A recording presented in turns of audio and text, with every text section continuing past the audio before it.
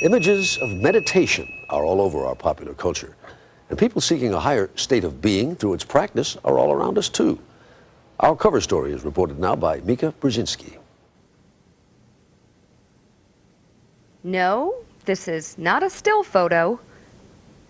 Something is happening here. It's a phenomenal experience. This is the face of modern meditation, a kind of inner contemplation gaining mainstream attention, not just for spiritual enlightenment, but for its powers to heal the body, focus the mind, and relieve stress. I could feel the change almost immediately. In the most unlikely of places, in the small town of Fairfield, Iowa, this is the key to higher learning. Welcome to the Maharishi School and Maharishi University, named after the guru the Beatles followed. Remember Maharishi Mahesh Yogi? Well, here students practice his technique of Transcendental Meditation, or TM for short. It may not sound pretty, but I think some kids watching this might think, it's kind of weird. Yeah, kind of freaky. Yeah. Well, if it makes you feel good, then what's the problem? Yeah. It's just a natural experience. Period at the end of the sentence. Very good. Okay. Along with the basics and the classics, The more fool, Madonna, to mourn for your brother's soul being in heaven. the younger kids do a walking meditation,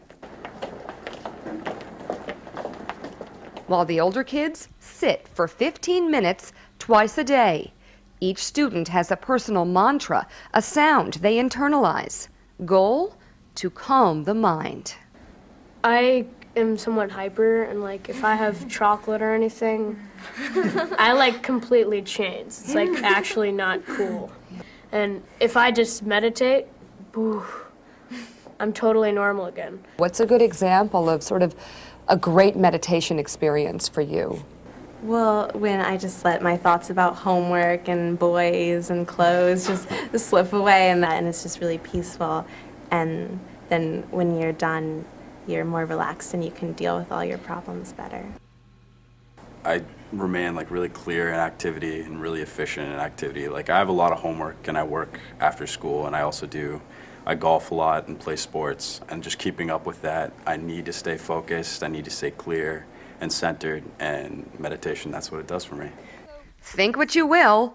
Headmaster Ashley Dean says the school's report card speaks for itself. I've been here 15 years, and I'm amazed every single day at what these students accomplish. When I go to a tennis competition, they'll say, oh, you're a tennis academy. We've won 17 state tennis championships in the last 16 years. If I go to speech and drama, they say, oh, you're a theater school. We've won more of the top awards than any other school in the history of the state. We've won the American High School Math Competition 4 years in a row. We've won the Science Fair 10 times. We've won the Junior Science Fair 8 years in a row. People listening, watching might say, come on, meditation makes these kids perform better? Right, exactly. Is that possible? Yes. Well, think of what do most people think of if you want to send your child to a good school. Usually you're thinking they'll learn more. They'll learn more information, more facts, they'll work them harder. But what that creates is stress. It actually damages the brain physiology. What we do is something totally unexpected. We have the children do nothing, literally, for a few minutes in the morning and the afternoon. And what that does, it allows the mind to settle down to its quietest level. And just that experience enlivens the brain physiology and prepares them for activity. Of course, there's no proof meditation makes you smarter, but Fred Travis, professor of psychology at Maharishi University, says TM helps improve communication between different areas of the brain. You notice the rising and falling of the waves here, the rising and the falling of the waves here. And so we're seeing the front of the brain, the back of the brain. Being coherent, it means they're talking to each other. They're not doing separate things. They're completely integrated. Is what you're saying is that most people don't have the front side and the back side of their brain in sync, and meditation creates that sort of relationship? Not so much creates as strengthens. It's almost like going down to the gym. Instead of building up physical muscles, you're building up connections. But it isn't just in the brain where meditation is holding promise. So your blood pressure went down? My blood pressure went down, and partly that's related to the meditation and to the kind of change in the way I am looking at life. Mina Bollinger turned to meditation while undergoing radiation therapy for breast cancer. She's one of a growing number of Americans drawn to it for possible health benefits. Was meditation always something you thought you could do, or were you at first skeptical? I was skeptical. It sounded too new agey to me. It was like, oh my God, this can't possibly work. She practices what's called mindfulness meditation, a way to quiet the mind by being more aware of your thoughts without judging them as good or bad. Bollinger's experience is part of an NIH-funded study at Loyola University in Chicago, examining the effects of meditation on immune cells in breast cancer patients. Professor Linda Januzek is lead investigator. You know, our emotions, by way of changing chemicals in the brain, by changing nervous activity in the brain, alters the immune cell function. So it does make sense that if we change the chemistry of the brain or the neural output of the brain, we can expect to see changes in immune function. And meditation, of course, is a form of getting power over the brain. Absolutely. And connecting it with the body. Absolutely. The early results show potential. So we're seeing here reduction in anxiety. So it brings anxiety down. It brings anxiety down. And we're seeing that the immune activity is actually more quickly restored back to levels that are no different than women without cancer. What is that telling us? Well, I think it's providing evidence, it's providing support for a role for these interventions to not only improve emotional well-being, but to do something physiologically, and in this case, to improve immune outcome. And I think that's actually contributing to healing. An estimated 20 million Americans have tried some form of meditation, and the body of research on its benefits is growing. The federal government is funding more than a dozen studies alone, looking at meditation's effects on everything from chronic pain to obesity, AIDS, high blood pressure, even heart disease.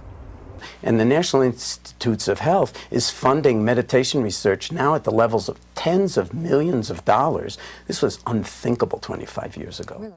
For John Kabat-Zinn, best-selling author of Coming to Our Senses, meditation's time has come.